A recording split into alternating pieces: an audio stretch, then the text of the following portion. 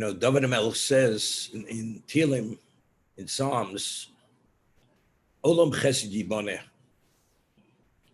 God created the world due to indiscriminate kindness. God had no reason. He had no obligation. Nobody existed that the person was deserving of anything.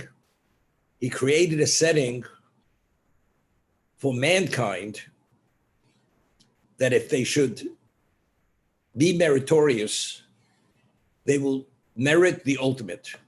And the ultimate is having a relationship with him, which he is the ultimate, because he is infinite and perfect on the absolute sense. So to offer that opportunity, to create that opportunity, and a person, a human being, who has the capacity to cleave to him, this is purely indiscriminate kindness. It's only due to his goodness. He creates this good, this absolute chesed.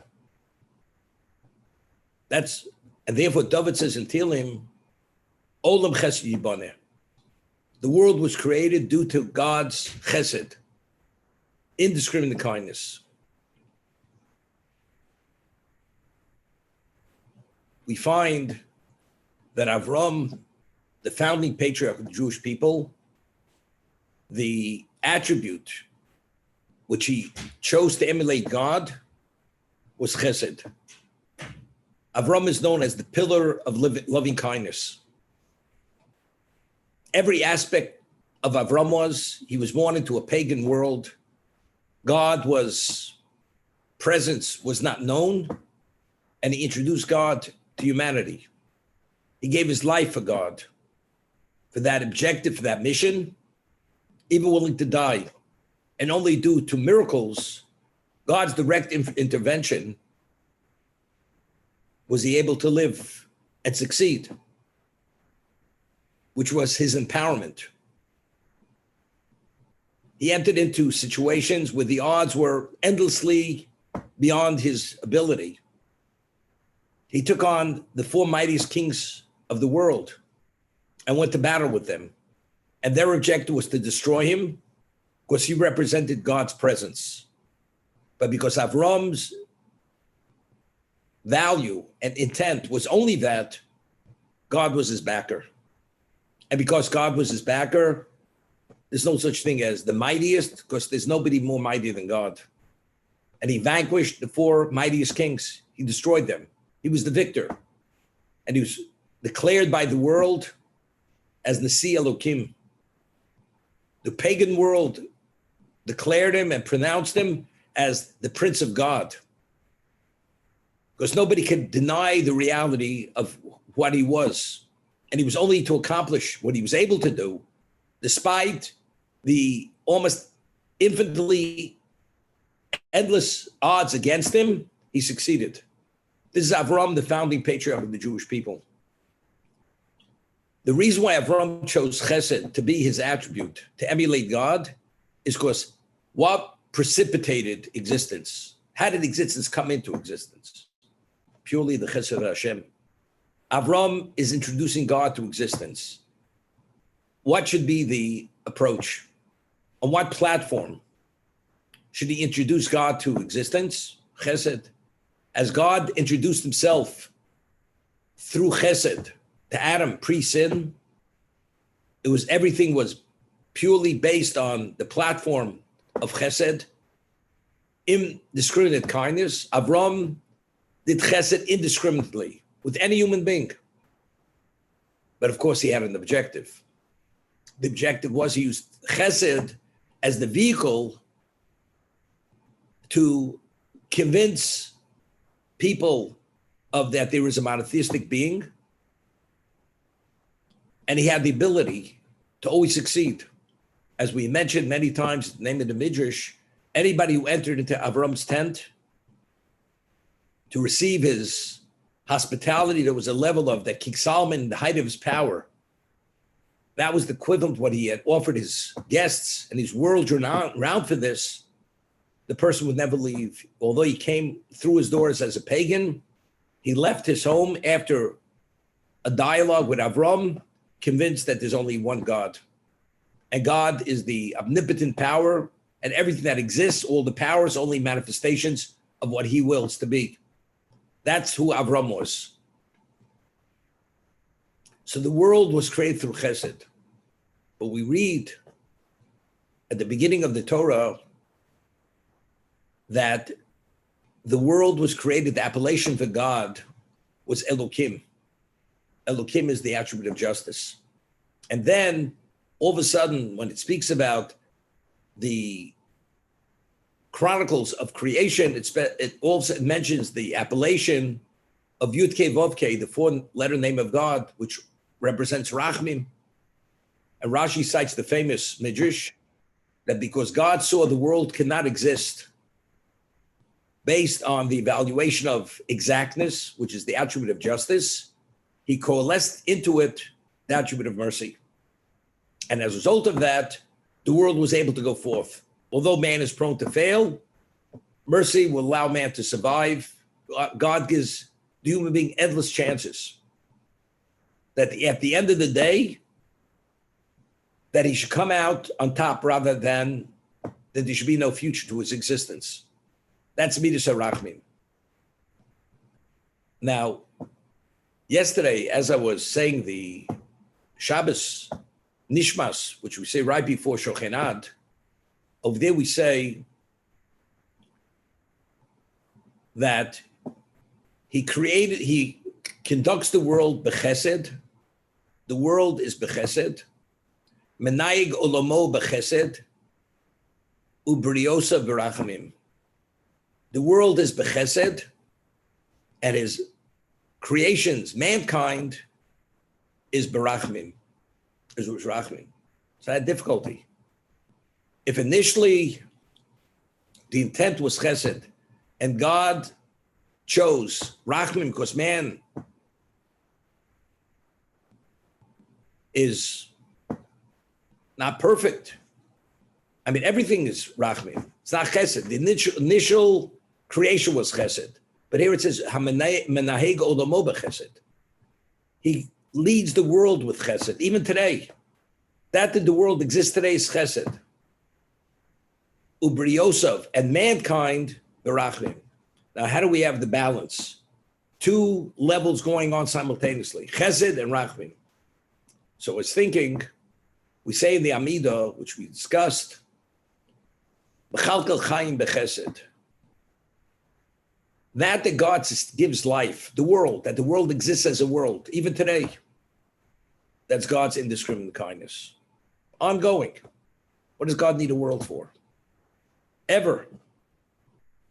That he wills a world in existence, every aspect of that existence, every opportunity for the human being to take advantage of, that he should be the ultimate beneficiary, that's chesed. He has no incentive for this. He owes nothing to anyone. So that he continues to will existence, that's hamenaheg olamo b'chesed. He dictates and leads the world with the attribute of chesed. Ubri Yosef, but mankind, each of us have our own record. We have a record, and that record keeps tally of our successes and our failures. Based on that, if there would be the attribute of justice, he would immediately end the individual's existence. That's Bri Yosef. So why do we continue to have multiple opportunities and to succeed despite our failings? That's Bri Yosef Rachmin. His brios, mankind, that's Rachmin. So the world at large, why does it exist? That's chesed. That's indiscriminate kindness. That's Mechalkel Chaim B'chesed. He sustains life with chesed, indiscriminate kindness. This world is made up of all kinds of different people. Evil, good, mediocre, middle of the road. That's chesed. But each person has his own account, his own record. That record is always evaluated. The valuation of that record is rachmim. It's rachmim. But what's the ultimate? What's the chesed of creation? What's the objective of Olam Chesed Yibaneh? The objective is that we as human beings, that if we should succeed, we will merit the ultimate to be able to have a relationship with him and to cleave to him. Who are we cleaving to? It's a relationship with the Creator who's absolute in every aspect of his being. In perfection, he's absolute. So we have the ability, due to our own initiative, that we made enough right choices to be deserving of that level of relationship. That's the chesed of Hashem. B'chalkel chayim b'chesed. That's the chesed. Okay? We have mentioned the name of the Ramchal in the past. Why did God endow the human being with choice? If God just wanted to give mankind the ultimate opportunity to be able to partake of the ultimate goodness, which is God himself on the absolute level, man should have been created as a spiritual being. He should have been placed in the world to come. And as it says, the tzaddikim, they sit with their crowns and they just bask in the radiance of God. All souls should just have basked in the radiance. Why did God have put us on the terrestrial level? To have endless challenges, difficult challenges, and only if we succeed and we make enough decisions to be worthy, only then do we merit that relationship. If the ultimate intent was we should be beneficiaries, he should allow us to be part of him immediately. Why do we have to take initiatives? So we said multiple times, the basis, we find that there's a mitzvah that we must walk in the way of God. What is the mitzvah of walking in the way of God? We must emulate his attributes. He is merciful. He is gracious. He is kind. He is giving. We must be that. We must emulate him. We must cleave to him. So we have mentioned many times, but every relationship is based upon commonality, that if we assume a similar persona as God, that allows us to be compatible to have a relationship with him. Otherwise, we have no relevance to him. And just as God himself, what he is independent of anything, nobody gives anything to God, we have to be put in the position that we're worthy due to our own choices as if we earned it. Therefore, God was given a context of choice, that he has a choice even to go against God. And God gave him that ability, even to defy him to the most extreme level of defiance, so he should be in a position of choice. So therefore, why are you a beneficiary of your actions? Because you created that yourself. It was due to your own initiative.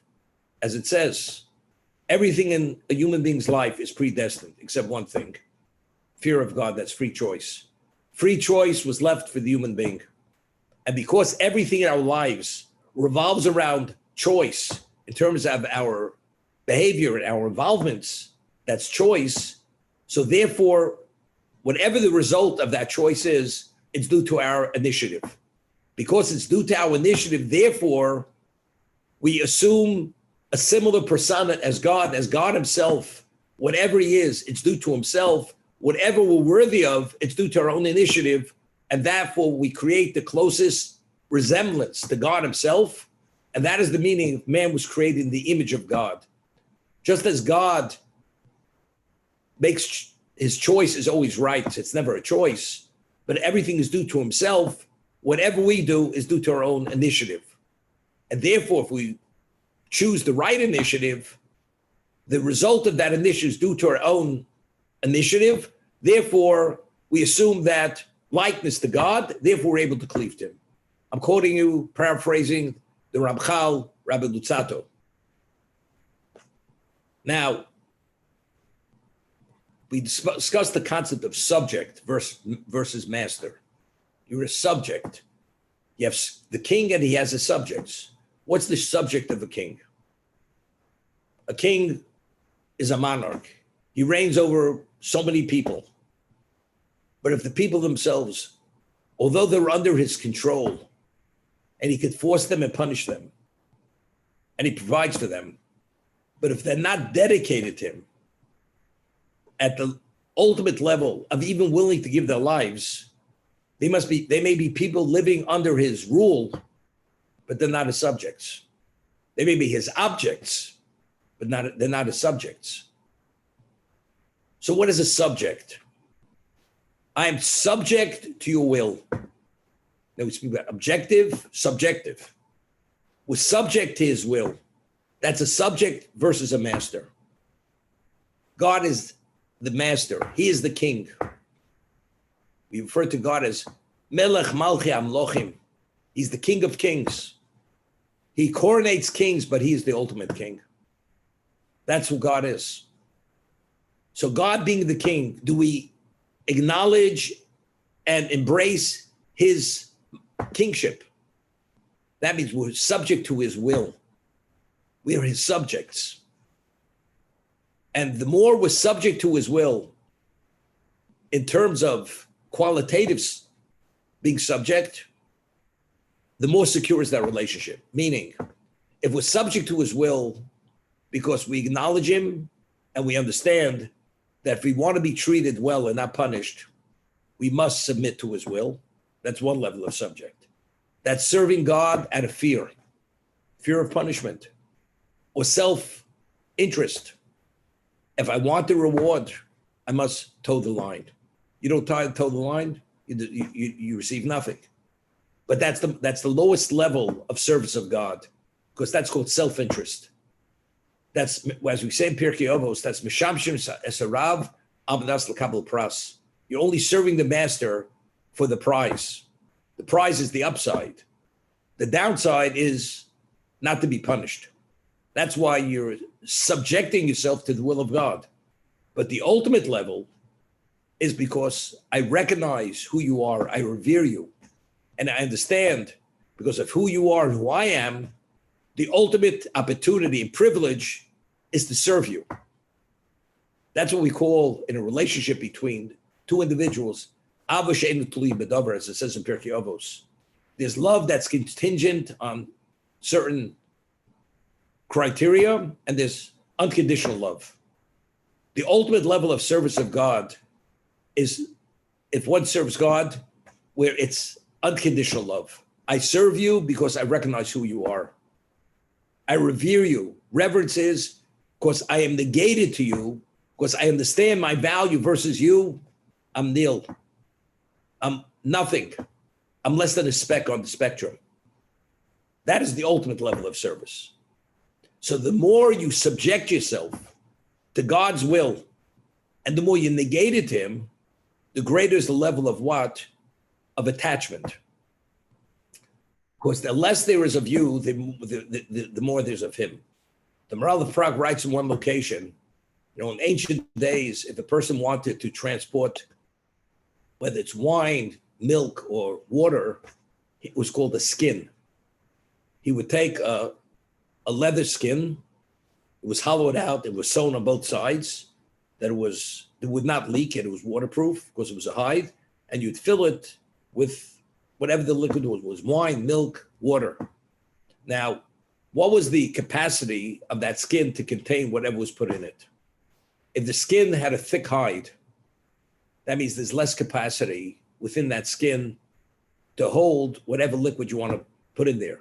But if you're able to thin out that hide, and it's only little paper thin, but it's not porous, that hide, that skin will have a greater capacity to put more into it, whether it's wine, water, or milk. So he explains, in terms of ourselves, the more there's of us, there's less room for God in our lives. We have our agenda. We have certain preconditions. So how much room do we leave for God? We have to meet our own condition first. We have our own amenities that have to be acknowledged and provided. Then we talk about God. But if a person says, any amenity which has relevance to my life is because it's a necessity, because I'm a human being, I can't live unless I eat and sleep and relax once in a while. But what is my life? What is the value of my life? The value of my life is serving the master. Why? Because if you appreciate and understand the essence of who the master is, you understand everything in life is an incidental, because all that matters is serving the master. That's what it's all about. I'll give you an example. A person marries and he wants to have a family. And he has very special children. And these children will be his legacy. They're an extension of his life. So he has to raise them properly. He has to earn. He has to provide for them on many levels. Every moment he goes to work and he earns that living and he does that deal, it's not that he should earn to provide for himself. His value is his family. That's first and foremost. That he takes a break during work hours is purely because he can't continue unless he takes that break. But what's it all about? It's succeeding in that deal because he should provide for his family. His family's first and foremost. Everything else he does at work, other than work, is purely an incidental.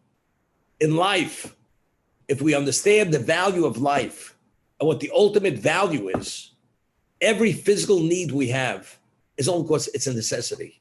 It's an incidental in our existence. What is the value of our existence? It's opportunity. Opportunity is to be able to recognize and maximize on the opportunity to serve the master, to be totally subjected to his will. That's subjective. Only that. It's interesting, in the English language, objectivity means that you're not influenced. You're objective. You're able to stand like an outsider, look in. Subjective means that due to the influences, you don't have that objectivity. With God, it's just the other way. You're so subject. You don't have a mind of your own. Just the opposite. It's like a person goes and he invests his ability, his God-given gifts to be productive and creative. They said, you're so tied down due to your need to express your creativity and be successful. Why don't you be a free man? Do for yourself. That is doing for myself. I was endowed with certain endowments and gifts and creativity and intelligence for a purpose. And I recognize that. The purpose is I understand what its value is. And the endower who endowed me with it, I understand why he endowed me with it. It's not to paint the Mona Lisa and to be able to be the pole vaulter and to be able to be the ultimate politician, that I should leave my legacy. That's not what it's about. You see it as I'm subject to influences, but it's the ultimate influence. It's the right influence. It's like I told someone at one time, I think Larry was at the class, and this Israeli person, he was a Sephardic Jew. His last name was Rubin. And this is when taxi fleets were worth a lot of money, because the medallion was worth a fortune when they had the yellow cabs. And at the end of the lecture, he says to me, Rabbi, God wants us to be robots. God wants to be robots. Follow his dictate. You have no mind of your own. That's what he says to me. Because if you have to do always the will of God, you're a robot. You're God's robots. So I said to him, I want to ask you a question. That you dress in designer jeans, that you wear cowboy boots, that you have to go to the podiatrist every 3 days because your toes are so rammed into that narrow point, and that you wear a shirt which is open till the middle of your chest and you wear a medallion, and that you walk with this swagger. Why do you dress this way? Why do you have this body language? Why do you have this swagger? Why? You know why? Because that's what society values.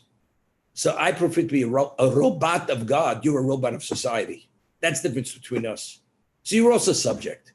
You're subject to the influence of society because your ego wants that acknowledgement. We're all subjects. The question, whose subject are you? Are you a subject? Are you a slave of your desire, or are you a servant of God? That's the question is. Most people are slaves of their desire. Every action they do is because they have a need and they have to address that physical need, whether it's ego or desire or whatever it may be. That's the reality. The ultimate purpose of a human being is to be the servant and subject to God, to be God's subject. When you're God's subject, that means subject means I'm negating my own natural inclinations and dedicating it to the master. That means, as the Maral says, if there's less skin, it's a thinner hide, there's a greater capacity to put that liquid in there. If there's less of you, there's more room for God. But if it's all about you, and you let God once in a while because you want him to shine your shoes and pay the bill, doesn't work this way. I mentioned yesterday, there's a beautiful allegory from the Dubna Magid. The Talmud tells us that a person, his yearly stipend is determined from Rosh Hashanah to Rosh Hashanah, except for Torah education for your children and expenditures for Shabbos and Yom Tov. Whatever you spend, God will reimburse you. Reimbursements. Okay? So he explains it with an allegory. You get reimbursements, you submit the receipts, you get reimbursed. So he explains there was a very wealthy man, a father. He had two sons who were in a far-off community, and the father was having a celebration. Let's say he was celebrating his 50th wedding anniversary. And he invited his children to come to the celebration. And he was a very wealthy man, the father. So he writes a letter to his wealthy son, and he had two sons. One son was a pauper, and the other son was very wealthy. And he sends a letter to his son that when you come to celebrate my celebration, I want you, there should be no holdbacks. Clothe your family, attire them in the best quality clothing. You and your brother who has nothing, you should acquire and tell him, and whatever his needs are should come, because when you both come, I want you to come as my children, representing as if you're princes, dressed well, groomed well, coming coaches and everything else, as if you yourselves are what? To indicate you're my children. The wealthy brother was fully self-absorbed in himself and his family, and he forgot about his poor brother. So here he's busy buying clothing and jewelry and whatever it may be for his family, and he realizes it's a week before the celebration, and he did nothing for his brother, didn't buy anything. And he realizes to have tailor-made suits and jewelry commissioned for that, it's not enough time. Unfortunately, and he says to his brother, he apologizes. Our father said this and this, but I'm not able to fulfill his request. But we're going to go. You come dressed in your rags with your children and your wife, unadorned. And they arrive at the party, at the celebration. And the father sees his children, and he sees his poor son dressed like a poor man, and he's embarrassed. And he's upset with his oldest son, with the rich son, because he told him to attend to whatever those needs are, that his son should come dressed as a prince. Nobody should know that he's poor, okay? He doesn't say anything to the wealthy son. Now, wealthy son immediately, he has to preempt the criticism himself. He says, I was so committed and dedicated to clothing and attiring my family, I forgot about my poor brother. And there wasn't enough time. If I would have done it. Father says, I understand. It's time for them to return to the community. So the rich son comes and he presents the receipts, the bill, because he wants his father to cover the bill. Father says, I'm not covering the bill. Not covering it. He says, why not? You said that whatever I spend for myself to come to the celebration, you're going to cover. He says, if you would have spent it in my honor, I'd cover the bill. Proof of the pudding, you did not, because if you would have been interested in my honor, you would have attended to the needs of your poor brother. And that you let your poor brother come, and it was a disgrace to me, all your interest was to ingratiate yourself. I don't pay the bill when the interest is ingratiate yourself. I don't pay the bill. One's yearly stipend is predetermined, except for Torah education for your children and expenditures for Shabbos and Yom Tov. Person feels Shabbos, the day commemorating the day of creation. There's a mitzvah oneg Shabbos. Good food, quality food, enjoy it. Person says, you know something, it's a God's tab. Normally I'd spend $20 on a bottle of wine. It's God's tab, I'm spending $500 on the bottle of wine. God says, you know something, if you do it for me, because it's on my tab, they're spending $500. But if it's just for the celebration, in terms of where you're coming from, you wouldn't spend more than $20. In reimbursements, $20, the $480, the difference in the cost, you pay that yourself. That is no reimbursement. If you live your life for me, for my honor, my glory, I cover that. But if it's your glory, and it happens to be you're celebrating your glory, and I happen to be a beneficiary of that glory, that's not my glory. So therefore, the question is, why do we do things? I do the mitzvah. I got that skin. There's wine in there, there's milk in there's water. What's its capacity? How much room in that is there for God? You take up the whole space. All we talk about is you and you and you. Even when you do for God, it's only so God should do for you. If that's the case, you know something, it's a fickle, a very deficient, inferior level of relationship. It's not strong. You're connected with a thread, so somehow the energy flow should come through. One way, not the other way. God says, you know, that's not what it's all about. Cleaving to me means attaching yourself, secure, because you appreciate you're my subject. A subject negates himself for the master. That's what a king is. You are my king, I am your subject. When we say in the Amidah, Melech Ozer Mashim Ogain, you are the king who assists, who comes to my salvation, who protects me. When you say the word Melech, what does that mean? You're the monarch. You rule over me. Or Melech means you're the king, I'm your subject. And if you internalize that reality, that itself allows you to have a relationship with God. What is the concept of the Shema? The objective of creation is we should achieve a level, we're put in this world, this is the playing field, as we said. Why is man given choice? Because the greater the level of commonality, there's a greater compatibility, and therefore we're deserving, not because it's given to us, but because it's due to our own initiative. As God himself, whatever he is only attributed to himself. It's not due to anything outside of himself. In terms of ourselves, we're only worthy and deserving. It was due to our initiative. Why did I put on tefillin? Why? I wasn't forced. I put it on because I chose to put on tefillin. So therefore, that mitzvah of tefillin is due to my own initiative. Now the question is, when you put it on, was it because you were afraid you'd be punished if you wouldn't? Or you want the reward, the credit if you do? But again, that's you. It's not me. That's not, you're not behaving like a subject to a master. The subject is dedicated to the master. So the greater the level of negation, the greater is the attachment to the master. The relationship is more secure. Kriya Shema, the Shema that we speak about, accepting the dominion of God on ourselves, to the point, as we'll discuss, that you're even willing to die for God, regardless of how they will kill you, to turn your back on God.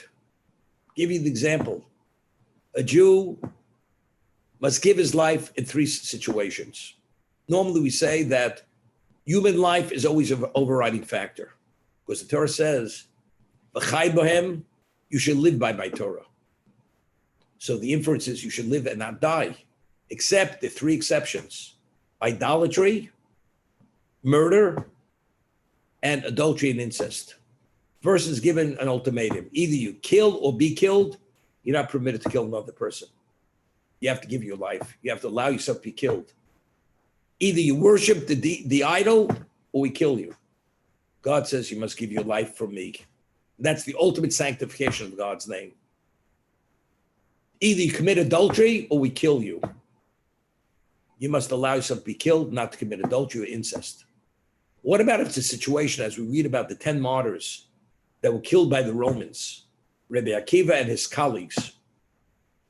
If the government issues a law that you're not permitted to live as a Jew, and if you live as a Jew, you'll be put to death. If that is the case, where the objective is to uproot Judaism, to blot out God's name, even for a custom, a Jew has to give his life. But what does that show? That's the ultimate level of dedication. What do you mean? The Gemara, the Talmud says that if Gentiles wear red bootstraps and Jews wear black bootstraps, and they say because they want Jews to assimilate, and they say Jews must wear red bootstraps because we don't want them to be different than we are. And the objective is to uproot Judaism. You have to give your life, but it's not a law. Red bootstrap, black bootstrap. But since the objective is to eradicate Judaism, you must give your life. So God says, could you imagine? He says to his heavenly retinue of angels, as we say at the Mincha service, is there a Jewish people like the Jewish people? That even for a custom, they will give their lives, because if that means they want to remove and strip us from anything Jewish, we'll give our lives. Because if that's going to bring about an alienation and the destruction of Judaism, we're giving our lives. We will die for that. The story of Hanukkah, the Chashmonoim, a family of Kohanim, priests. The Greeks wanted to Hellenize the Jews. They brought a pig into the temple, and they, besides bringing idolatry into the temple, the Greeks, and they slaughtered a pig on the altar. The Chashmonaim, that was the straw that broke the camel's back.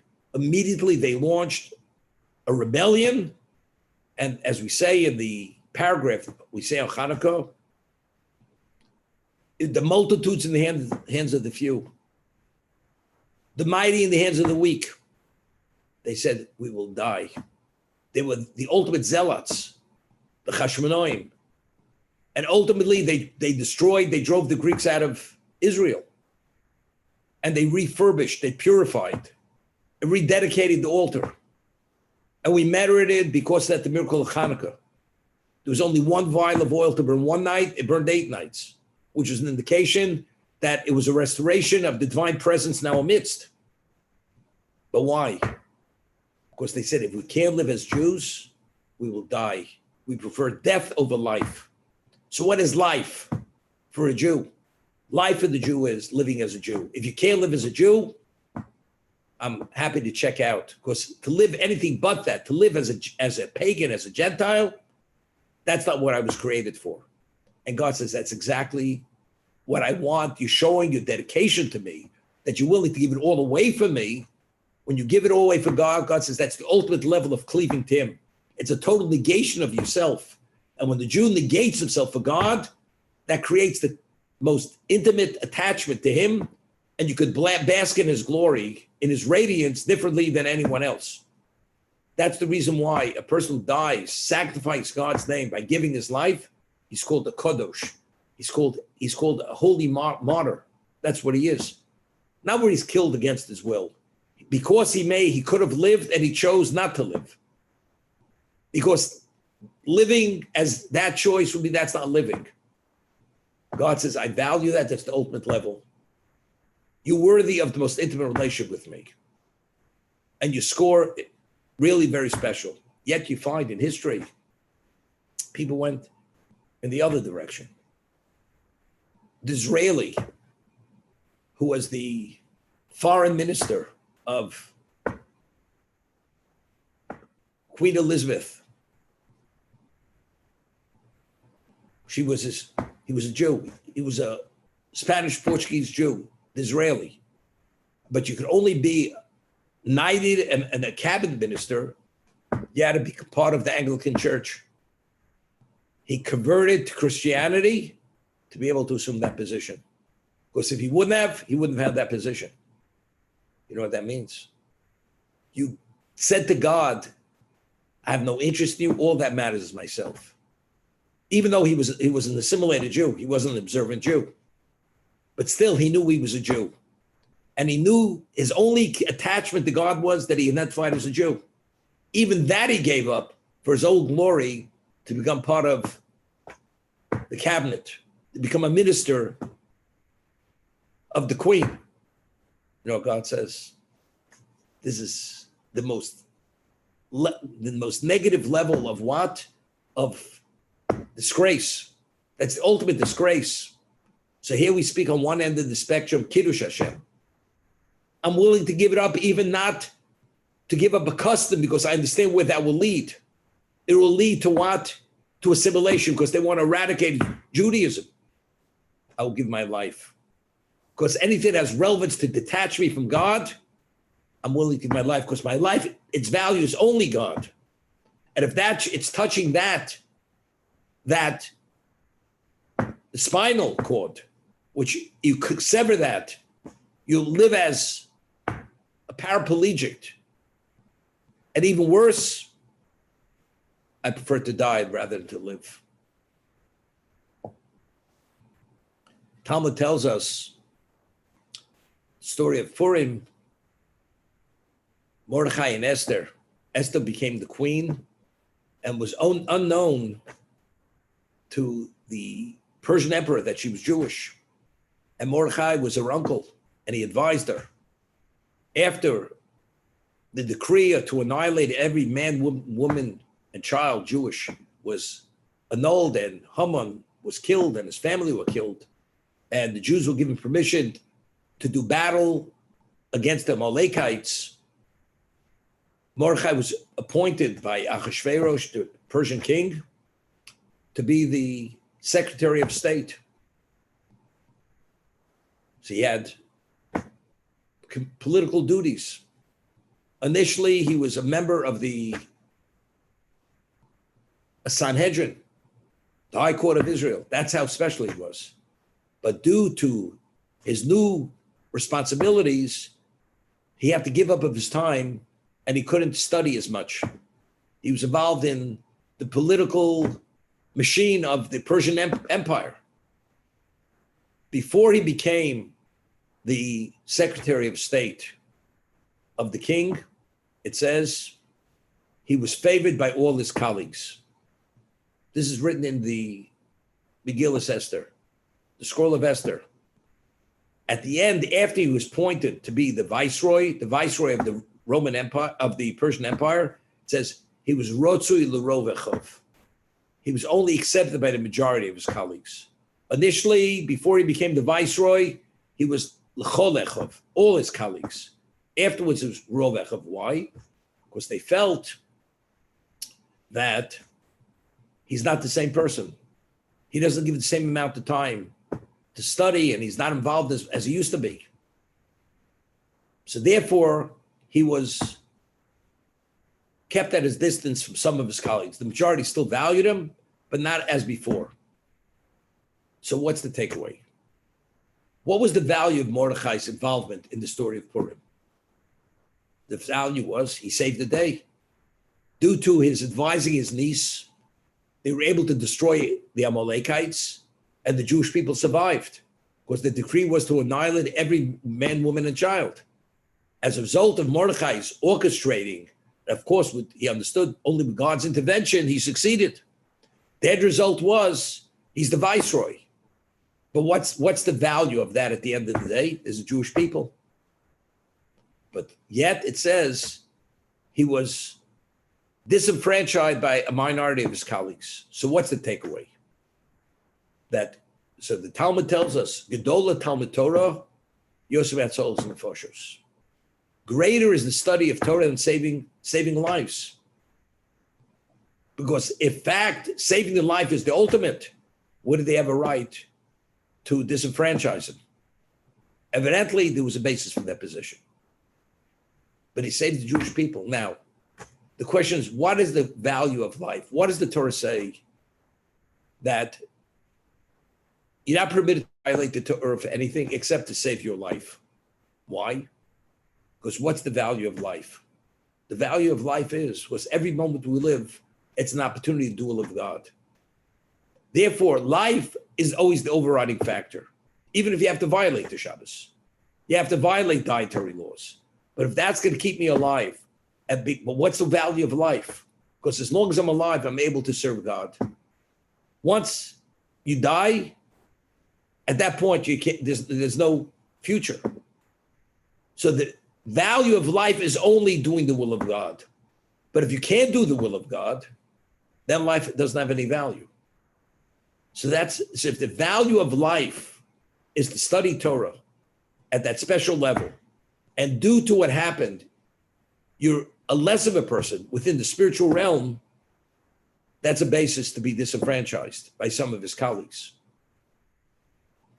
So the question is, but he had no choice. He had no choice. God chose him as the person. That was his mission. We all have missions in life. The question is, but why did God choose you for that mission, not another mission? You could have had another mission. Somebody else could have been that person. The answer is, evidently, it's because there was a degree of unworthiness. That's why you were chosen for that role. I'll give you an example. Story. Paul Reichman, Moshe Reichman. He was the wealthiest Jew in the world. At one time, lived in Toronto. He was a person who was a well-weathered Talmud Chacham. He was a true, he could have been a rabbi, a disseminator of Torah. But he was a super genius in business, and his success was literally unmatched, unparalleled. He was a billionaire when there weren't billionaires around. He gave $131 million a year to charity, and mostly to support Torah. That's who he was for many, many years. And during pre-World War II and during World War II, he studied in England. And there was a yeshiva in England, in London, it was called Schneider's Yeshiva, Schneider. Because the head of the yeshiva's name was Rabbi Schneider, who was a student of the Chofetz Chaim. But one of his friends who he'd studied with as teenagers, his name was Moshe Sternbuch. Moshe Sternbuch came from Switzerland. Today, Moshe Sternbuch is still alive. He's a man in his 90s. He's one of the leading Torah sages of the world. And they studied together. And each of them had a responsibility. When they were teenagers, this is during the war or right before the war. Moshe Reichman, Paul Reichman, his responsibility was to go early to the bakery, like 4 a.m, to pick up fresh bread and rolls for the students. They should have fresh bread for breakfast. That was his responsibility. Moshe Sternbuch, his responsibility was to wake up the students. They should go to the study session before Shachris. They should be to study an hour before Shachris. That was Moshe Sternbuch's responsibility. His responsibility was to get the bread. So he said, Moshe Reichman said years later, if I would have been given the responsibility to wake up the boys, they should study extra hour, and he would have been given the responsibility to get the bread, I would have been Moshe Sternbuch, and he would have been Paul Reichman. That's what he said. He saw it that he didn't merit to be Moshe Sternbuch. That's how he revered his colleague, his boyhood friend. He merited that because he brought about something great that he did. He provided the bread. But it meant kemach ain't Torah. It's true. Without bread, you can't live. But what is the greater value? To be involved in the actual study of Torah itself. That's the difference. It's the same thing. Mordechai was chosen by God to be ultimately to save the day, to be the viceroy. But if the end result is you're going to be studying less, somebody else could have had that mission. He chose you rather than someone else. That other person who was equivalent to your colleague, he's still fully engaged in that. So I always ask the question, just because those colleagues, a minority disenfranchised them, who said they were right? Maybe they were wrong. Who said their position was even correct? Listen, we just read about Korach, how he was destroyed. He was the ultimate detractor of Moshe Rabbeinu. He believed he was right, but he was wrong. And it was proven by the ground, him and his community. So his colleagues who disapproved of his being the viceroy, maybe they were wrong. Korach was wrong, they were wrong. So what I explained was, who authored the scroll of Esther? Who recorded all the information? You know who the author was? Mordechai and Esther. If it had no credibility, no value, he wouldn't have recorded that. So why did he record that he was no longer accepted by all his colleagues? Evidently, he was saying they have what to rely on. There is a basis for it.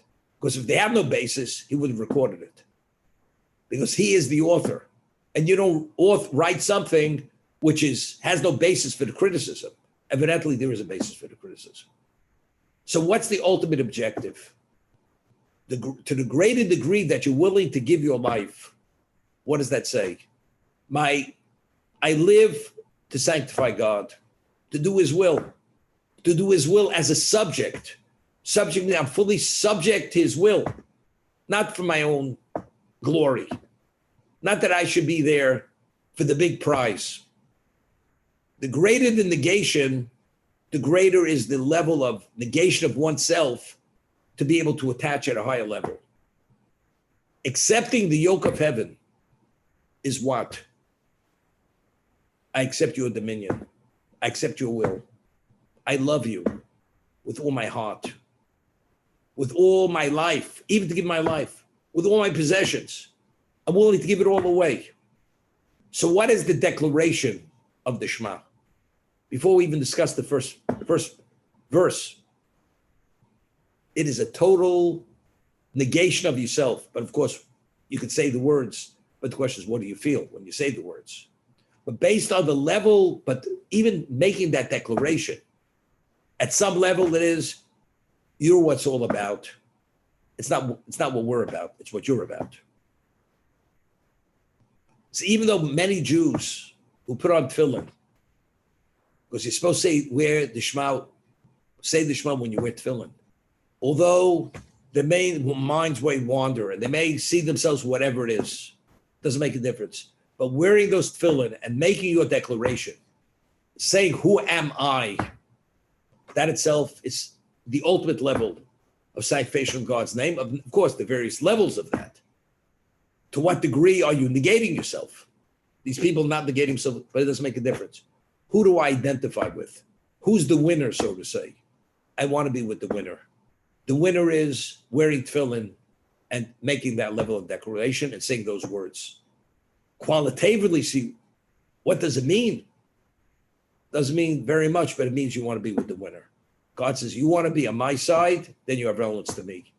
But if you don't wear the tefillin, I don't want to look like some kind of archaic Jew and say words which bring me back to the cave age. God says, if that's the case, that's your choice. You want to have a relationship, we'll talk. You don't want to have a relationship, you want to close the door in your own face, that's your prerogative also. And that's where it begins and that's where it ends.